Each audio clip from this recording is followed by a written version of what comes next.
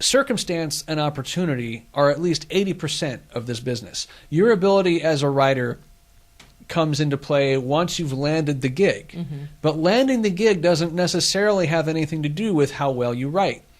It does have a lot to do with how well you write emails to people and how effectively you communicate your ideas in those emails. So there is some skill to it from the get-go. But your talent in writing an article or a blog post, or even as a graphic designer or a photographer or a videographer, those things are important to repeat the business and to keep the jobs coming in. But your access to these jobs and your access to the people who do the hiring and the firing, that's every bit as important. And a lot of people don't realize that when they go in. They think that their abilities are what sell them as a freelancer, and it's also your abilities to network and to forge those relationships, to maintain those relationships, and quite frankly, to get people to understand that you're easy to work with and you're reliable. And reliability, it's a huge part of it. Massive. It's a massive huge part.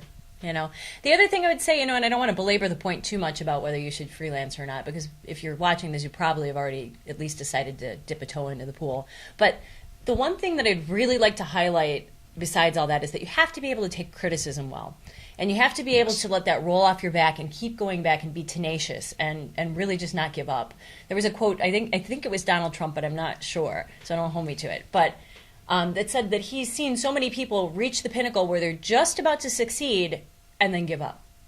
And in writing, there's nothing truer. In freelance work in general, there's nothing truer than that statement, because you can be right where you're going to really take off and just get discouraged and want to walk away, or just give up for a while and lose those contacts, and you'll sink yourself. So you have to be able to be the kind of person that isn't going to get hurt from criticism, because it's not really about you.